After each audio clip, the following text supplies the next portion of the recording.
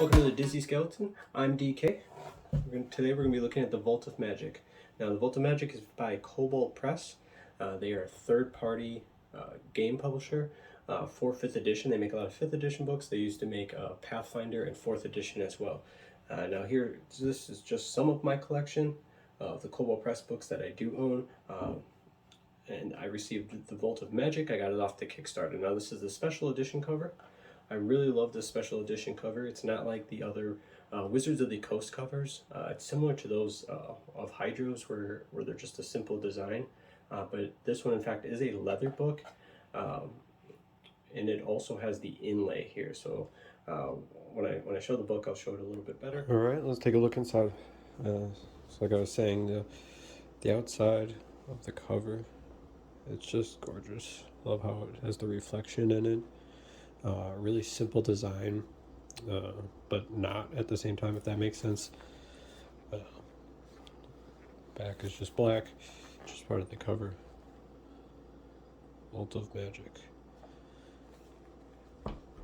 So it's not as busy as some of the other books that Kobold Press has come out with. It doesn't have like a picture, an art piece, an illustration on it, or anything on the back. It's much more simpler and cleaner. I like it like that.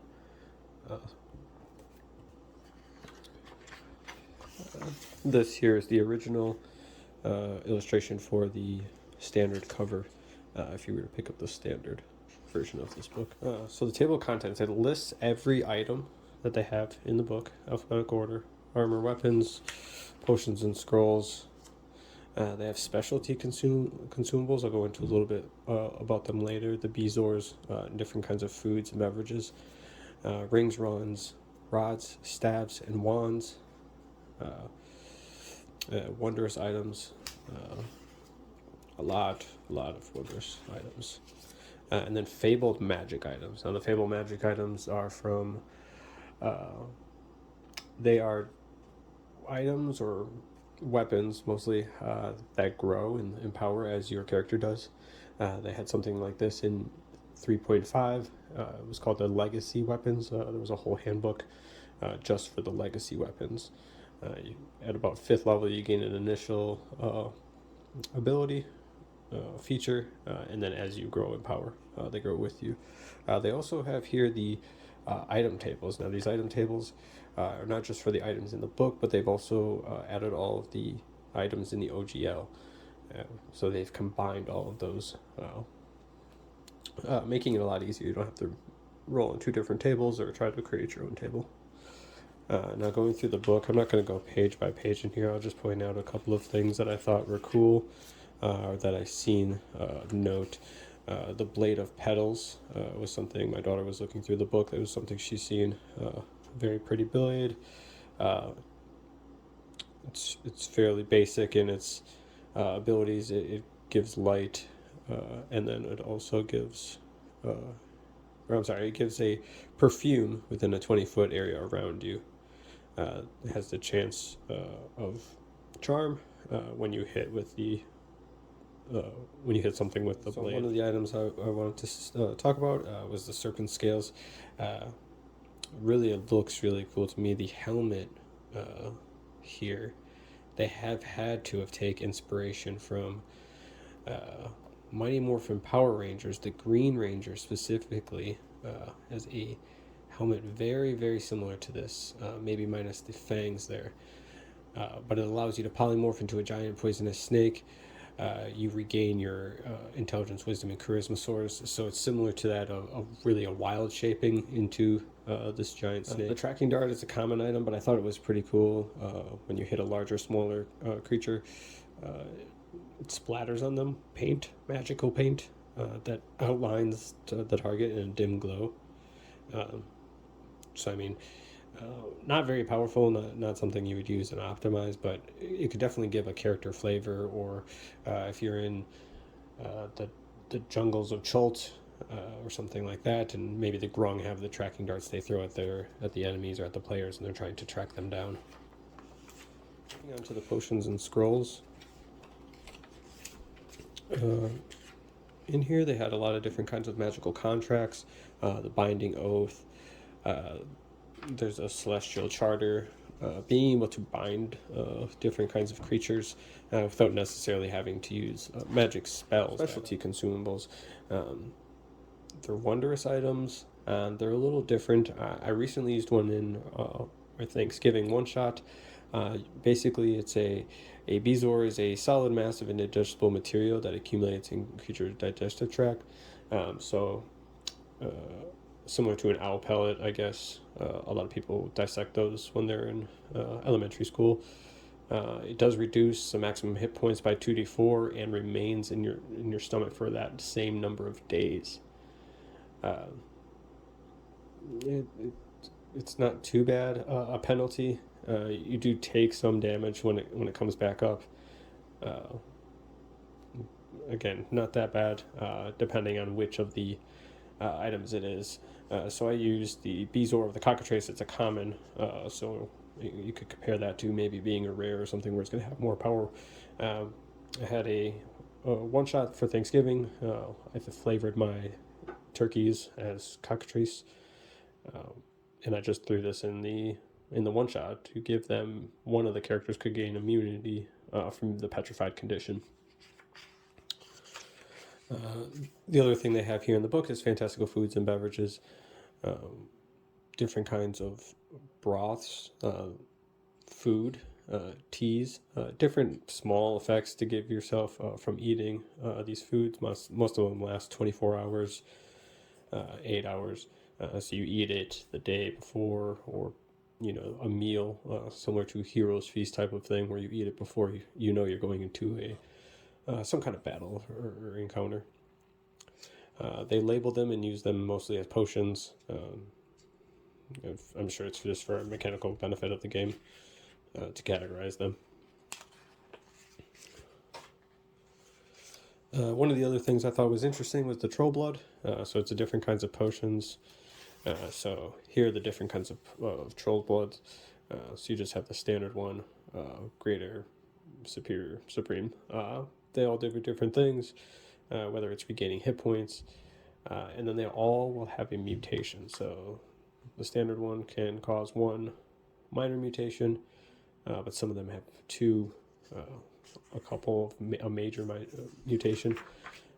So here on the previous page is all the mutations on a D100 table, minors and then majors. And then they just do different things. So I mean, this one benefits you slightly, and it also impacts you. You're vulnerable to acid and fire damage. Those are pretty common. Your eyes develop to accommodate the dark, and you gain dark vision up to 60 feet. However, you take -4 penalty on dexterity saving throws. So very 3.5 in all of its kind of numbers, with the small numbers like that. We don't get a lot of that. Usually it's just disadvantage in 5th edition. I kind of like the numbers like that. I have no problem with having to take a -4. It is a little bit more work. But I mean, if you're going through the trouble of gaining troll blood for people to drink in the mutations, I think at that point it's worth it. The rings, rods, stabs, and wands. So just a couple of things in here. I mean, the clockwork rogue ring. Say that 10 times fast. It's a neat little item where it can pick the lock for you, so you could basically leave it on the lock if you're doing something else, or something comes up. If you're in the middle of combat, it can do it as a bonus action, and it uses your ability. So a pretty neat little item. It's an uncommon magic item. It does require attunement, so it does take up that slot. The Fungulator, this strangely shaped item. Yes, very strange. Resembles a melted wand or a strange growth chipped from the arcane trees of Elder Plains. It's just cool, strange items like that they have that are like that in this book. That really makes it. Bring it back something down to the wondrous items. We're getting down to pretty far in the book here, but there is a lot of wondrous items. You can see we're about halfway through the book and we've just hit the wondrous items, about 100 pages in. A number of boots, solid footing, Boots of the Grandmother. Bottled boat. It has a small boat inside. You can carry it in your pack. Weighs less than a normal boat, and you don't have to carry it around as such.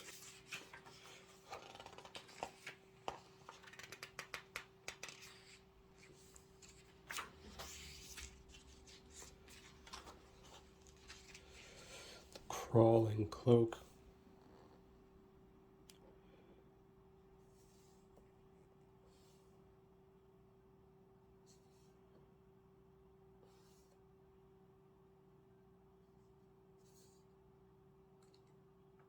So they have the Crawling Cloak. Can animate the cloak and have you pull you around. And then they have the common version, and then they have the uncommon version. So sometimes the items will have just a standard or a lower powered version item, and then one that is more powerful. So the Fabled magic items, again, these are similar to those that there were in the Weapons of Legacy book, I believe was 3.5. They had items you could get earlier in the game. Then once you level up with the item actually gets more powerful with you. They go through the whole explanation of how they all work, discovering the item later in the game, getting it at a different level. They have all kinds of different things. I really like this sword here. It's a long sword. It's a fabled item. So previous to the actual weapon itself, there will be, or the item, there will be a description of not only the item itself, but where it came from and its lore and how it applies to the world that they have built here, the Midgard world of Kobold Press. But you could easily fit it into your world or scrap all of this and just give them the item itself. The item isn't flavored in any way to be to the world exactly, but it does do the 5th level. You know, you get extra critical hit range. 9th level becomes a +1, 13th +2, 17 +3, with additional abilities here built in. And it's not just weapons or armor that they have have all different kinds of things. There's a door you can get. It has different kinds of magical abilities, or a scepter, boots. There's a diadem that they have. So, I mean, they have different kinds of things. It's not all just weapons and armor that they have in this book. And definitely not for these fabled items. I really like that they included, I mean, just this rod here, it's just a rod. It's just the scepter. It doesn't cast any spells. No spells can be cast off of it. You can channel magic through it, I'm sure, but it doesn't actually have any magical ability itself. It rather gives you different abilities, a bonus to your AC, advantage on saving throws against spells, and increases your AC by 3. That's pretty crazy. That's pretty good. At level 17, you are fighting some pretty powerful things. And then here at the back of the book is the appendix. So the Treasure Troves, similar to that listed in the DMG, and then magic item table. So they've taken the table that would be in the Dungeon Master's Guide. It has the potion of healing and that kind of thing, but they also have all these other different items. I'm pretty sure on the first magic table in the DMG, potion of healing takes up 1 to 50 before you get into other items. This is really the end of the book. They have just the one appendix in here, just the magic items table. But I mean, overall, this book is fantastic. I plan on using it a lot, in as many games as I possibly can.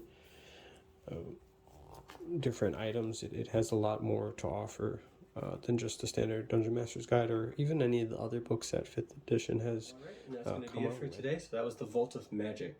I really like this book. It's probably one of my favorites. I would definitely buy it if you're a player.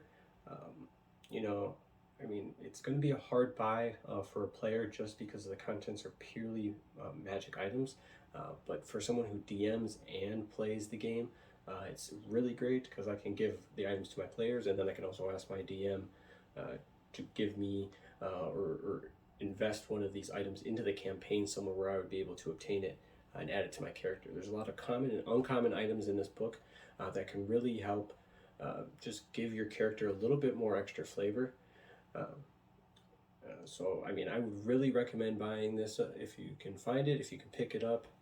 It's probably going to be in some game stores, definitely, but it's on pre-order right now on Kobold Press's website. You can go there. I believe you can also get the Vault of Magic's special edition cover, but they probably only have a limited run of those as well. So I would try to pre-order if you want the special edition and get your hands on that. Right, don't forget to like and subscribe down below, and I'll be back next week with another item.